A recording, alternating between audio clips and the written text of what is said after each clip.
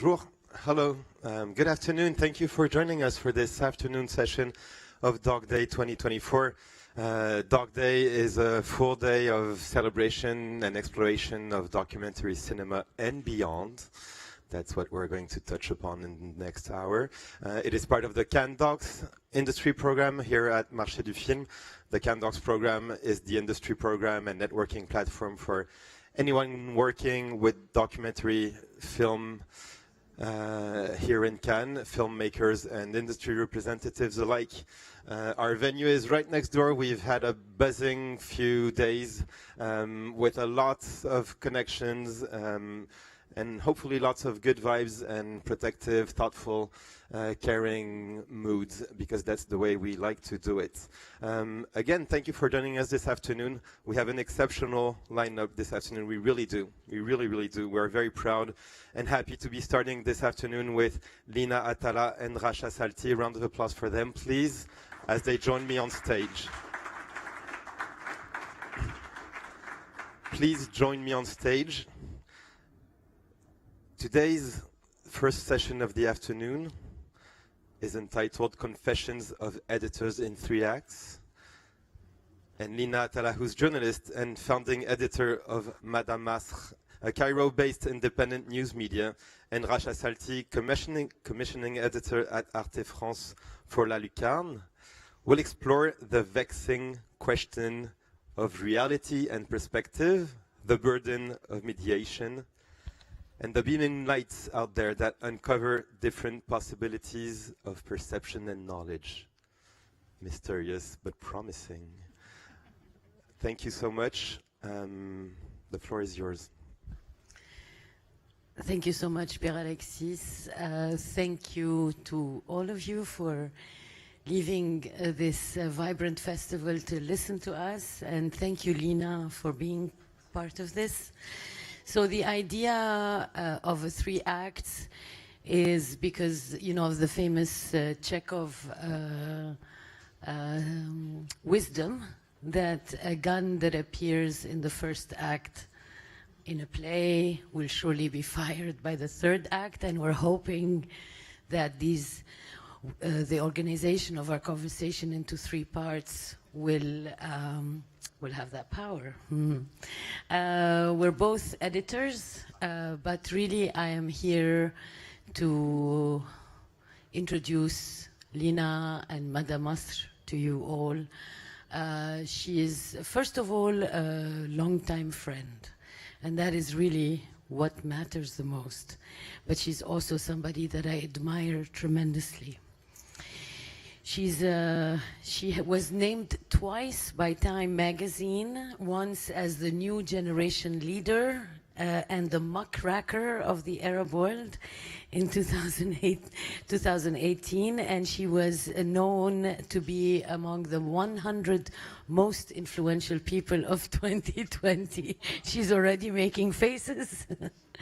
She was also awarded the Knight International Journalism Award from the International Center of Journalism. But really, Lina has been an activist for as long as I've known her. She was managing editor of a fantastic magazine, journal called the Egypt Independent, which was shut down, which was print media, and it was shut down in 2013. Which is when she founded Mada Masr. She will talk a little bit about, she will explain to you what Mada Masr is, but I just want to start by saying that it's a beautiful way to name a media, because Mada in Arabic means scope or horizon, and the whole point of the kind of journalism that is practiced in that media is to precisely widen the horizon, explore beyond the beaten path, and maybe also fertilize from other practices and other fields. And Masr stands for Egypt, which for Egyptians is the center of the world. Other people have issues with that, but it is the beating heart of the Arab world.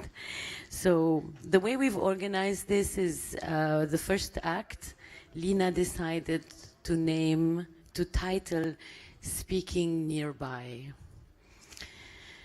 You borrow Speaking Nearby from Traminha, the video artist, the artist and the filmmaker.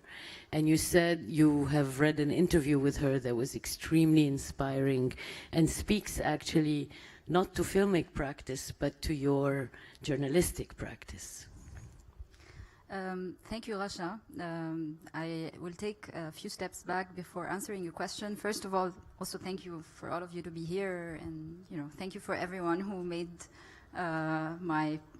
who smuggled me here to Cannes possible, because I do feel like I'm being smuggled to the film festival, and there is a lot to learn and to observe. It's totally another world, and thank you, Rasha, for taking up this conversation with so much generosity. I also have to say that this is not to turn this panel into a round of compliments between the two of us, but I'm also like a student of Rasha. Like I learned a lot about journalism from people who are not necessarily from the journalism industry, and actually one of them was Rasha when she would come to Egypt and give lectures and seminars on, modernity, on, knowledge making that tries to, sit comfortably in its context, and that tries to defy the usual references of the, of modernity and of the Enlightenment and all of that. And all of these are, stepping stones to the journalism practice that, we've been trying to imagine together in Mada, Masr, which is, as Rasha said, a media that started in Egypt in 2013. I always like to call it a child of crisis, as in if there's no crisis, there would have been no necessity to build something meaningful. So this is a pretty well-known Marxist idea, right? And basically, 2013, in the background, there is a major political transformation that happens in Egypt, and it's the kind of political transformation that comes on the back of major violence, a massacre, a lot of people being killed, and at the same time, a lot of voices being silenced. So the idea was that, it was necessary to build the media to at least bear witness to this particular moment. And our idea was that we're not going to worry too much about survival. We're not going to worry too much about how long we will last. In fact, there's a big chance we won't last with this political ecosystem that we started in, which was in that particular summer of 2013 looking very apocalyptic in many ways. But the idea was to just at least try to create a document to this particular moment of violence in our modern history. And this is basically how Mada Masr started. We were the group that started Mada Masr. We were working in this other newspaper, Egypt Independent, but we were kicked out en masse because of our political position. So again, the idea was, how to make sure that we are not unemployed in such, an important moment in the history of the country, and this is how the project started in that summer, and it continued somehow with some sort of a miracle. So we're still here, 10 years on. In the run-up, in the preparation for this conversation yesterday, you said that information scares authoritarian regimes. But also on the Mada Masr website, in the way it defines itself, you say that you are a group of journalists who like to experiment with forms of writing, even with fiction. Can you speak to that strange space that you occupy? So, I mean, it's helpful how you're asking the question, because also it's the chronology of our story somehow. So we survived the massacre. Not everybody survived it, but we managed to survive it. So there we go, we had, you know, a space in our hands that we could mold in the way we wanted. And, you know, the whole imagination of how we should do journalism in this moment for Egypt, the region, and the whole world. And, you know, our media is bilingual, so it does speak to the world in some ways. It's in Arabic and in English. And, you know, here comes the idea of Tayminha about the speaking nearby. The idea for us is that we are you know, a bunch of journalists who decided to work out of Egypt, near everything that's happening, both in Egypt and in the region. The idea for us is how to tell stories from this lateral position of being besides events, besides communities, besides margins, but also besides, you know, the dark rooms of authority that, you know, don't want us to, you know, shed light on these dark rooms. And the idea is how to find ways, new ways to tell these stories from that position of laterality. Normally, in conversation with Tayminha, the idea of speaking nearby is pitted against the idea of speaking about. And we know that when it comes to journalism, there is always this expectation of having a rigid, objectifying relationship with anything we cover. That's not necessarily our position, because we do feel there is more to the truth from that position of laterality somehow. There is more that in the details, in the particularities that one is able to uncover when you are in this position of vicinity, of proximity, that allows you to tell, to say more, to discover more about the truth, and to rearrange your understanding of, you know, universal ideas like authoritarianism and all of that. So I was telling you yesterday, for example, that everybody knows that Egypt is an authoritarian regime. Everybody knows that Egypt locks up people, including, you know, my team, myself, etc., right?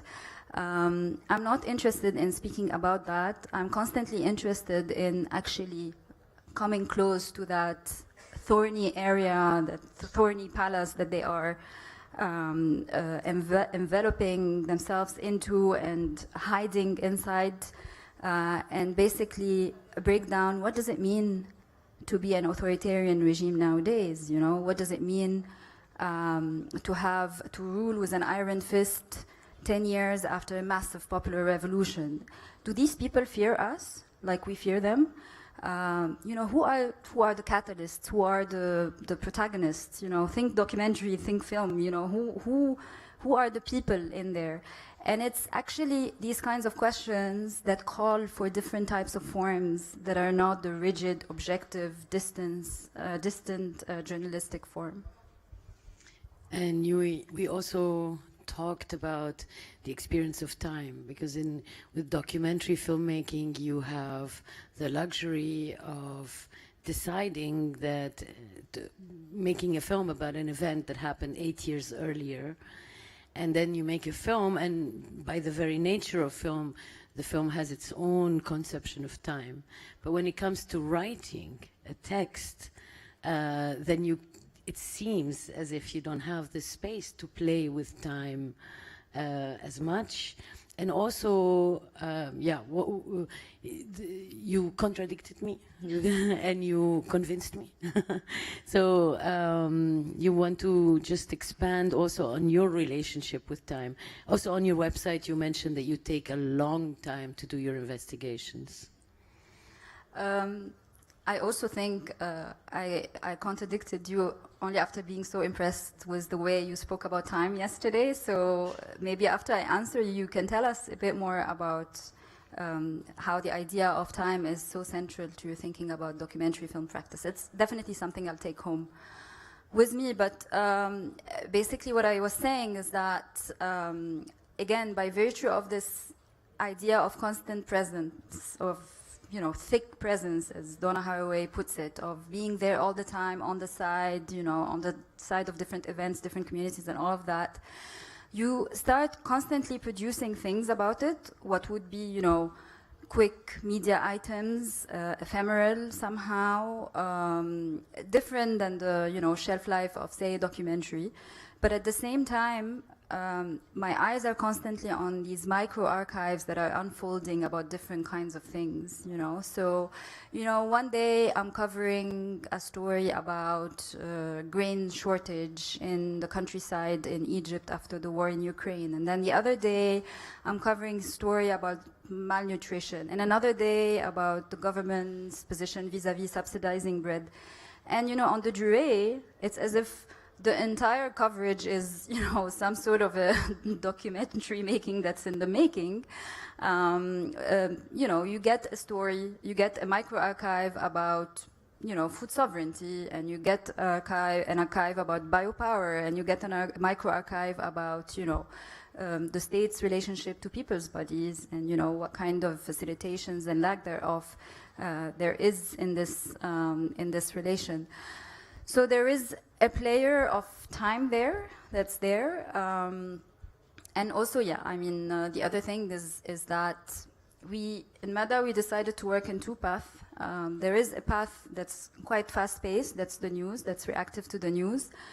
But we also do like to learn from documentary makers and artists in general that there is also virtue in you know, taking a certain length on working on certain issues, like the investigations, like the long form, like the mini documentaries we do.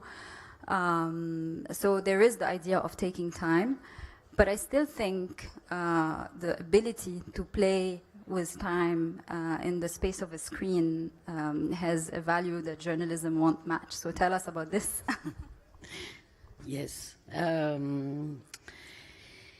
Documentary cinema has that ability to create relationships.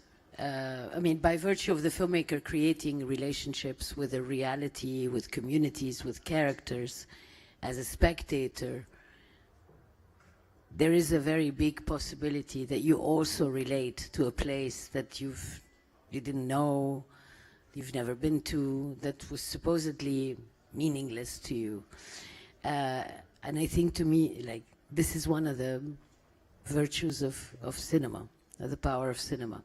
The other thing that I am convinced of is that, because I used to be a festival programmer for a long time, and therefore I had direct contact with an audience.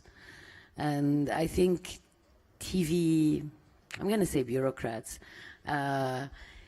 systematically underestimate the intelligence of their viewers. And I think because there is not that direct contact, and the complex narratives, the unpopular stories, meaning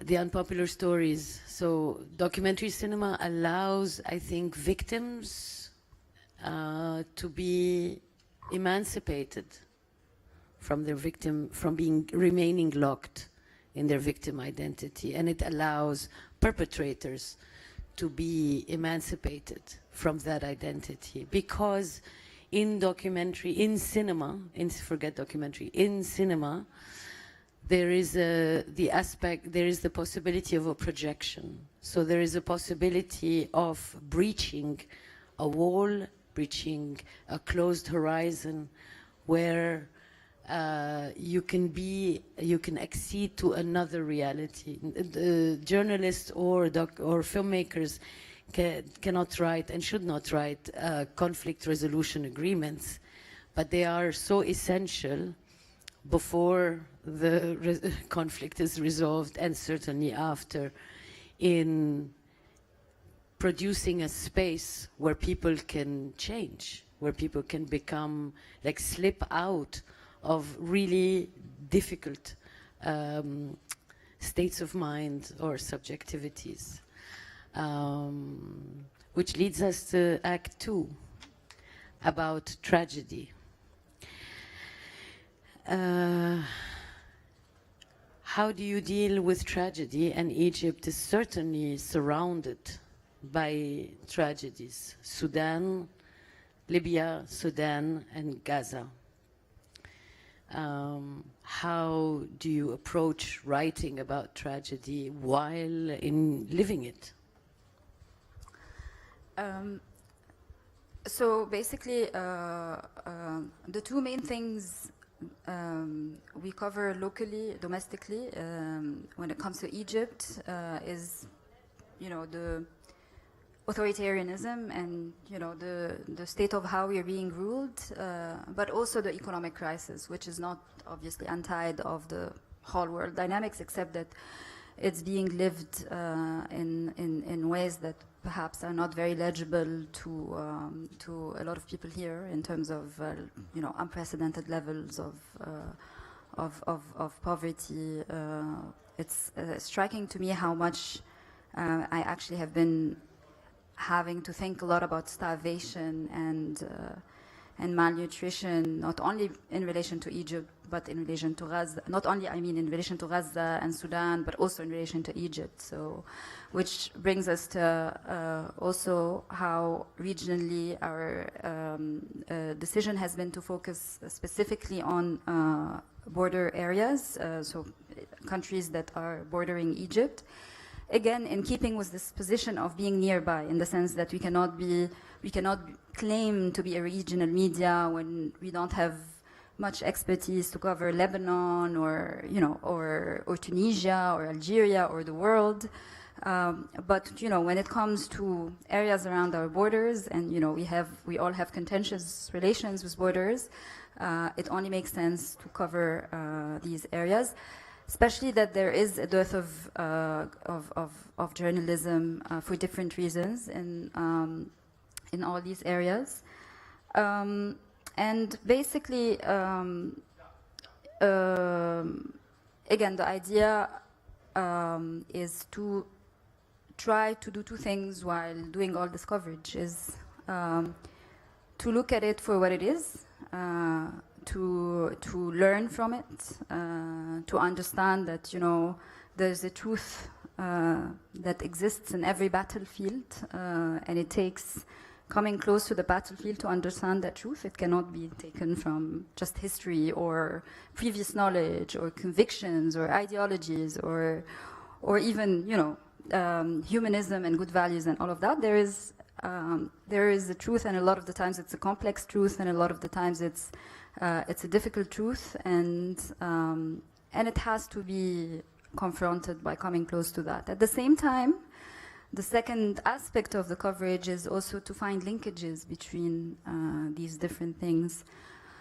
We talked a bit about how I see, you know, in all this conundrum that is the place where I live and that I am surrounded with, the wars, the civil wars, the you know, the Israeli war in Gaza, the ongoing political tensions in Libya, what's happening in Egypt. I see all of this, if I want to connect it together, as, you know, some sort of a colonial afterlife, if we want to think of a colonial temporality somehow. It's a bit difficult to see how this paysage altogether is a colonial afterlife, but I'll give an example that may resonate with the room here. So I've been covering very closely a major European Union financial support package to Egypt. It's actually the first of its kind, and it's part of a series of support packages that the European Union is granting to North African countries.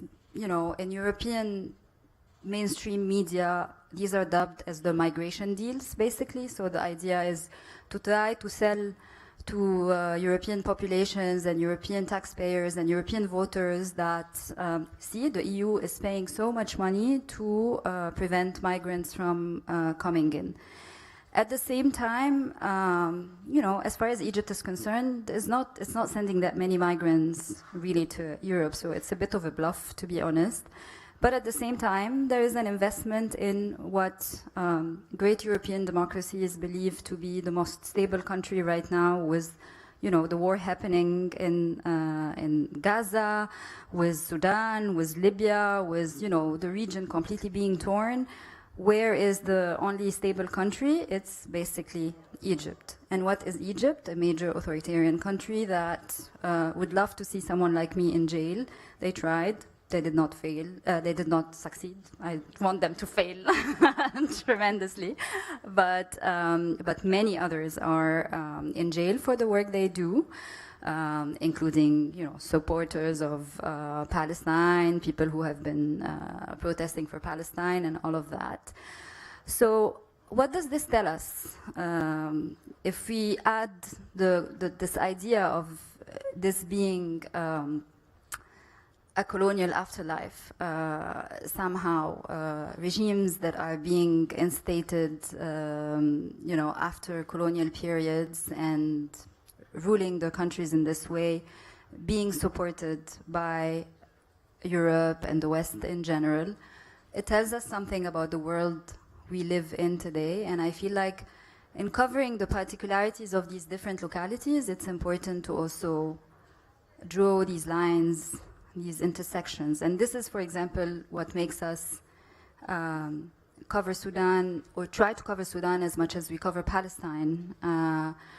Not because, it's not, for us, it's not a discourse of, but what about Sudan? Palestine is super central to our political formation as Egyptians. We learned politics by learning about what's been happening in Palestine since '48. But what the question that is important is why Sudan is also important in this moment, and how and what connects Sudan to Palestine.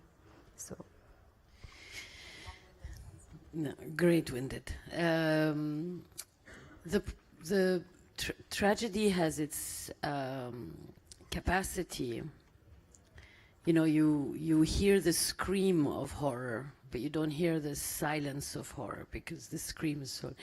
You can be blinded by the explosion of the missile, so much so that maybe what's under the rubble is no longer seen.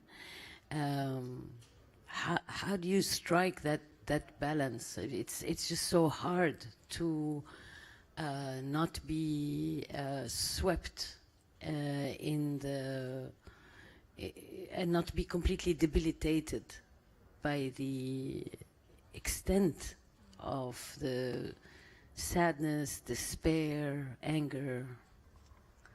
I think continuity is what matters. Continuity of coverage is what matters here. We've been covering Gaza way before this war happened, right?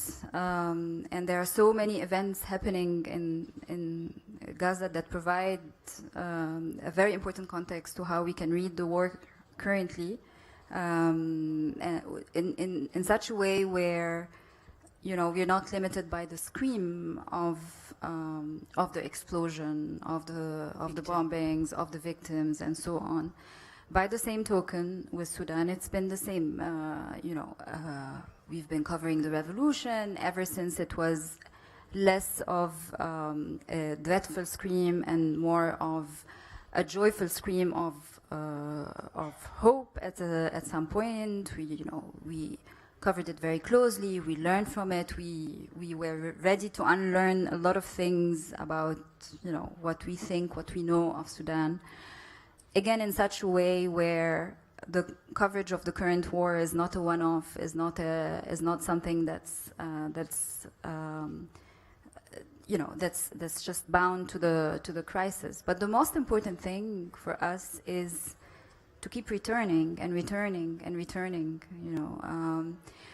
I keep telling my team that now that we have almost parallel resources and to cover Palestine and cover Sudan, then maybe we should just, in a moment where it's possible, just set small offices there by the Nile, by the sea, and sort of work with all the people who have been collaborating with us from across the borders, because what's happening right now is just a parcel of a future that's yet to unfold. So, which goes back to the colonial afterlives.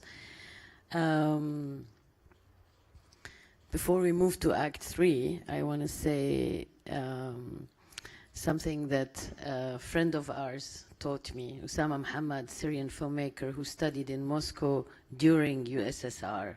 And he was told by his Soviet film teacher, so this is the heart of a totalitarian system, a film school in the capital of the totalitarian system. Igor Talankin was the filmmaker, the Soviet teacher, and he told him that cinema is the meeting of justice and beauty. And I think that is how documentary, or cinema in general, I should stop saying documentary, meets tragedy or engages with tragedy. Act 3, speaking to the world. Bullet moment. The gun has to go off now. So to you, speaking to the world, megaphoning, you said, distribution, how does Mada Masr place itself in the world, speak to people in, not in Egypt, Sudan, Gaza, or Libya?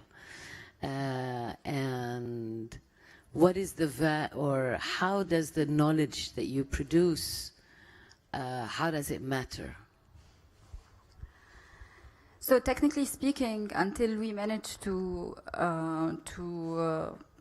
get to the dream of setting up a ship in the middle of the international waters and broadcasting from there, where nobody can really jam the transmission, although this is something that still has been happening at different points in time. I have Algeria in mind, in fact, and the Voice of Free Algeria, but anyways, until this happens, I think we have to work through all the time the existing infrastructures to disseminate our work, primarily social media platforms, all these parties that are assuming the role of the distributor, of the publisher in our case, which I guess also is not very far from what's happening in cinema nowadays. That the condition of accessibility, of the gatekeeping is being assumed by not necessarily the people who are producing the work, but by a whole power structure that has states and that has companies and so on. And as much as we can produce a lot of critical discourse about that, what matters is to basically seep ourselves to the porosity of these spaces and make ourselves visible and audible to our audiences through these. And this is particularly also important for us because we are, for example, blocked in Egypt. Our country has blocked our website since 2017. So they even tried to jail us on the internet, which is like really crazy. And luckily, there is a growing audience who consume content, news, information on the internet in all these countries. People have also in our societies, not just in Egypt but elsewhere, have developed censorship circumvention mechanisms in order to get to the information they need, which, by the way, reminds me of what you said at the beginning, that there is this assumption from television that people, there's an underestimated estimation of people's intelligence, and this is precisely my experience. When people see that there is value, there is something that engages them intelligibly, they will look for it. They'll keep looking for it. They'll keep finding it, even if it's being taken away from them. And this is, I think, how we are positioning ourselves to our audiences. We're going to try our best to reach you, but if there are difficulties and you manage to find us accidentally and you see value in us, you will keep coming to us. And this is how we start having more and more people working with, like, reading our stuff from these different countries. Yeah. And the knowledge that you produce about specific places, how does it resonate for elsewhere in the world? I think the value that there is really in something that you also mentioned in relation to filmmaking, and maybe something that we borrow from filmmaking or from philosophy by and large, which is it's not just about the information. It's not just about inflation records. It's not just about how many bombings. It's not about how many people fled and how many people stayed. It's about the experience that lies within all this grand data, and I feel like this is maybe how our knowledge is being received.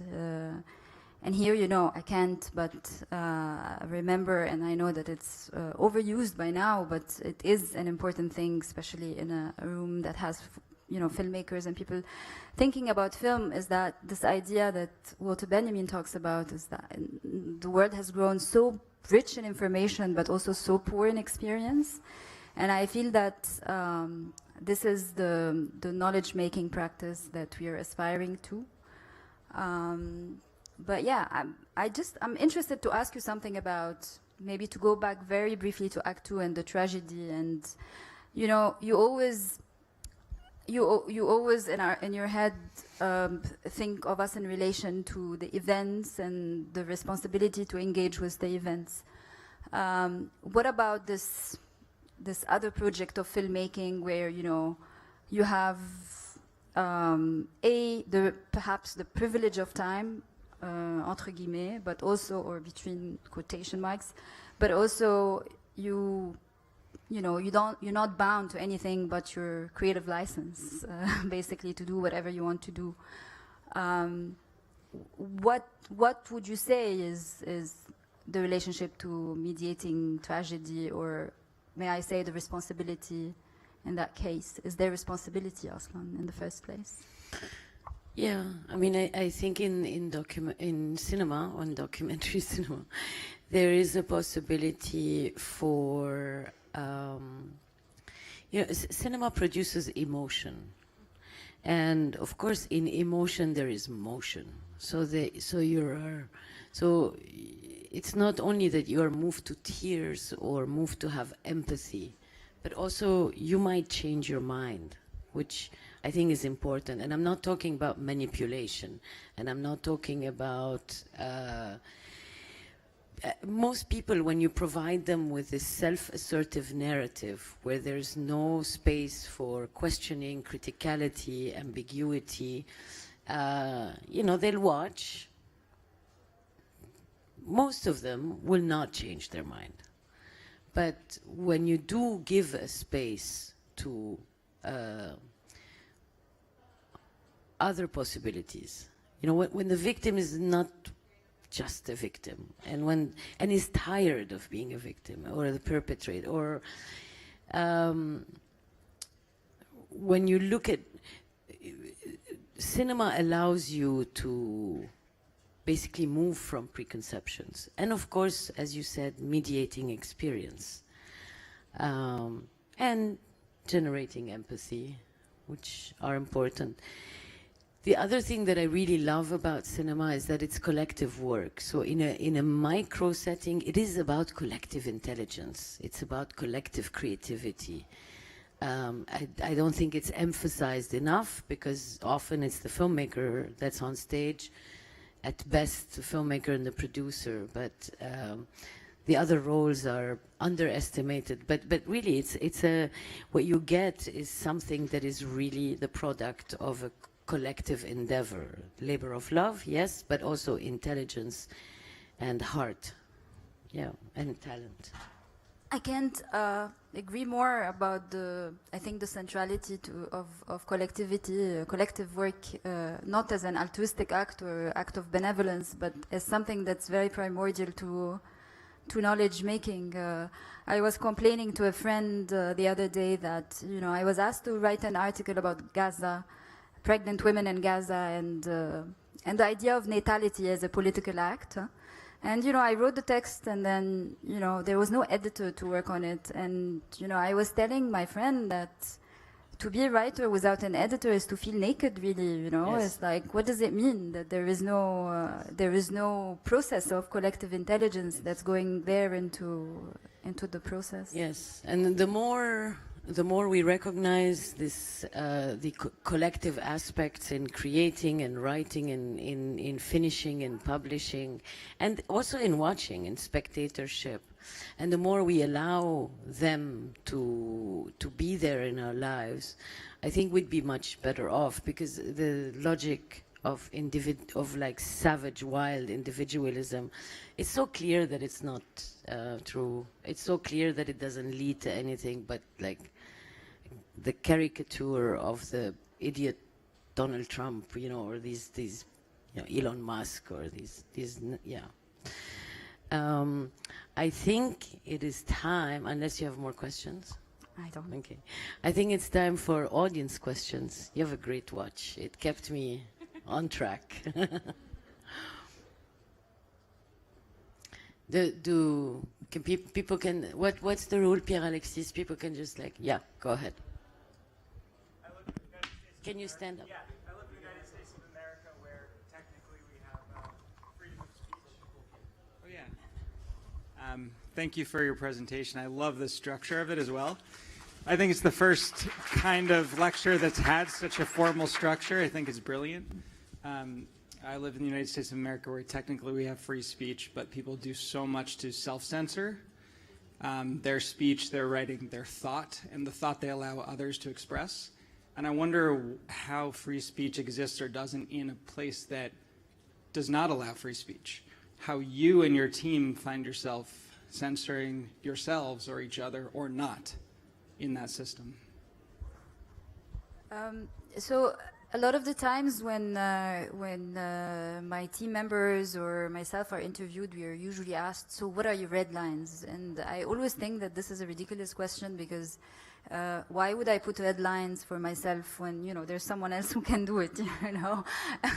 So, but also, you know, not to pose as just, you know, void courage or void bravery or anything like this. For us, it's a psychological exercise. If you start self-censoring, you won't stop, right? So the idea is to try to put out there everything you have, to be tactical in certain ways, and these are more on the aesthetics of it, you know, the flow of a piece, the headline, these are not acts of censorship in my opinions. These are more tactics more than anything else. But then the idea is to just shoot and then see what's going to happen, you know. A lot of the times, because we're not, you know, a fearless bunch, a lot of the times we would shoot and then go hide in people's houses because we think something will happen, and then we would, you know, figure out that it's ridiculous because nothing would happen, which is, you know, you also have to count on the inconsistency of the authorities somehow. So this is also another thing, is that you work with, you know, every, you know, pore, every seepage, everything that can allow you to work. You trust that, yeah, there's a big chance they'll arrest you, but also there's a chance they won't see it and it will pass, and you count on that, you know, so.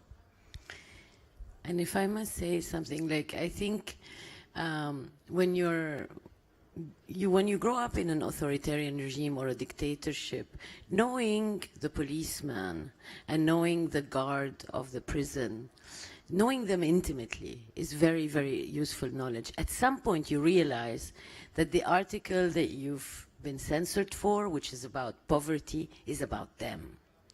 And that there's a moment when they falter. There's a right? And I think this is what's really important, is to be able, as somebody shaping, mediating a reality, to create the space for that. If they are monsters, then you are a monster too.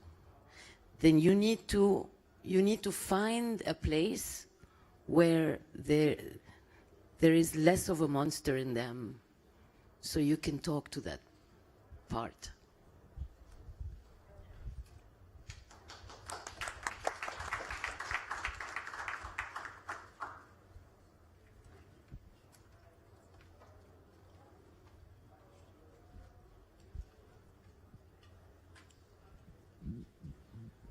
Hello, my name is Fred. I'm the sound engineer.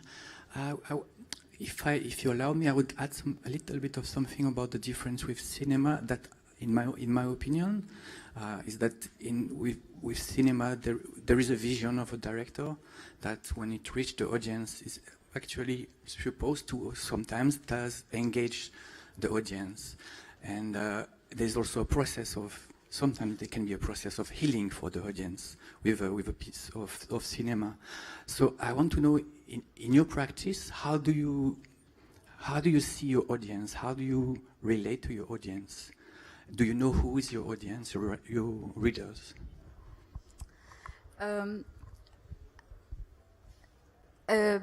You know, in the ecosystem of media, there is always, you know, a pushing towards knowing your audience and targeting your content to your audience, and segmenting your audience. How much youth, how many women, you know, how many people from the countryside. And as much as, you know, I like to always get these insights, more so in the post, I do feel that there might be a danger in over-considering who are you writing to when you are in the process of producing media content.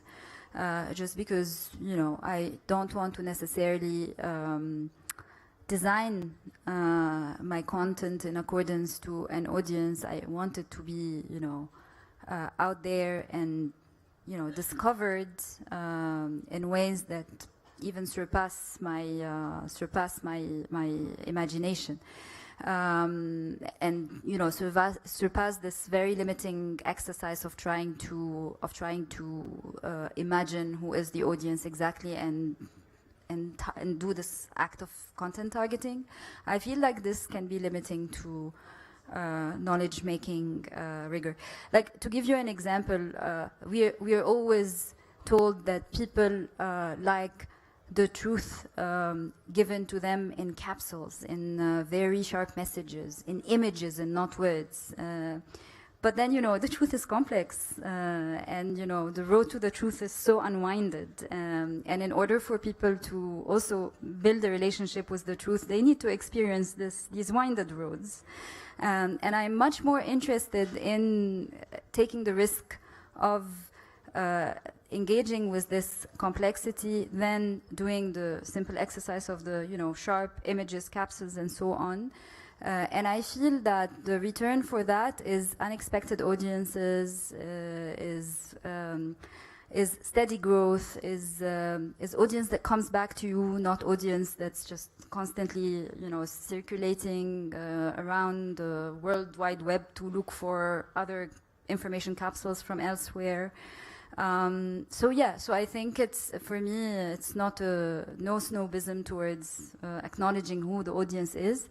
It's constantly taking note of who's reading, who's following, but not really designing for them. And at the same time, just making use of all opportunities like this one. Like, again, this is where I need to put a word of thank you for international media support, again, for smuggling me here, because otherwise, you know, maybe one or two people in this room will go and read the website if they are interested in Egypt, and it's I'm never going to be able to design the content for them, you know. So hi, I have Rasha and Lina, thank you so much for being in conversation. We're, you know, always learning from you and being inspired by you from afar. So it's amazing that you're both here together.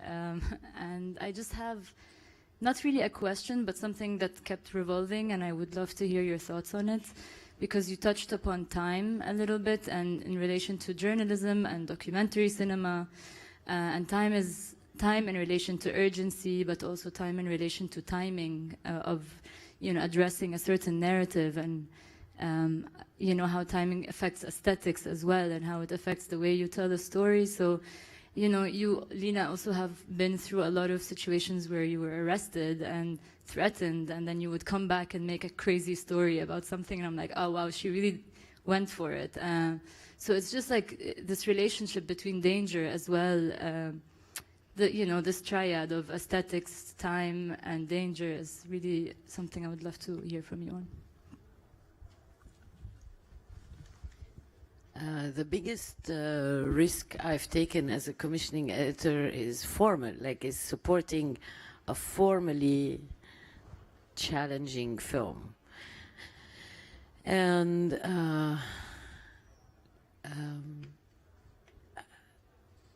let's say that, to take your triad, maybe if a film, very often the films that are part of the La Lucarne slate don't make it to festivals. Of course, it's very heartbreaking for the filmmaker and the team. But at Arte, because now we have this platform, so films are available for a long time. And something very strange happens with these bizarre experimental films. It's a combination of the most archaic and the most contemporary, which is word of mouth. If, a film posted on YouTube might get something like 9,000 views in the first month, but over a year it gets 100,000. And when I look at the comments, I cry. It's like going to the Oscars. So what I'm trying to say is, some things need maybe to find a place where they can be made available, and they need to be available for a while. The thing is that our algorithm is non-predatory, and we are free. And I think that is an important consideration in making formally challenging films available over a long time. I think we forget how much we have lost in public privileges.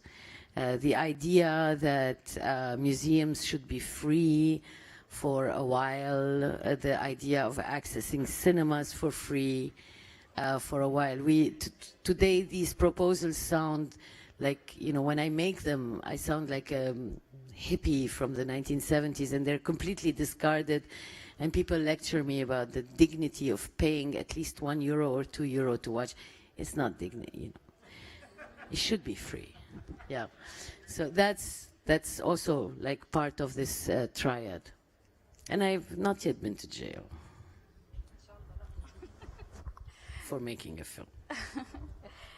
I think we don't have a lot of time, but I'll say quickly, also to try to engage with the triad, such a challenging question. I think for me, time is a question, in relation to our work, is a question of continuity and rupture. Here I remember I went to Tehran, to Iran in 2013, and I interviewed a professor of politics called Fatma Sadeghi, and back then she spoke with her name, that's why I say her name normally. I was like, what is the thing that stayed with you from the 1970s? She's from that generation. What is the most political thing that stayed with you? And she was like, the most important political lesson for me is patience, basically. And that idea stayed with me so much. 2013 is the moment where we start Mada. And then, you have all these ruptures, moments where you feel like it's going to be over. Like I always tell people, there's one day when there were like 25 cops in our office raiding it and arresting all of us. And I was already writing the obituary of Mada in my head. But then 2 days after, we were back cleaning up the office and removing the cigarette butts of the cops, and we were back to normal again.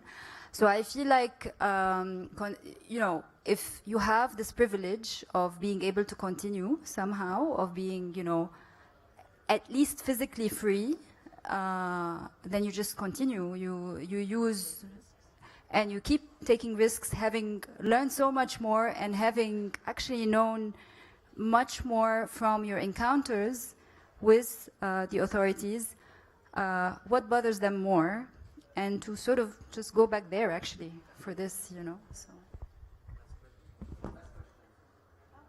Hi, this is both for journalism and for documentary filmmaking.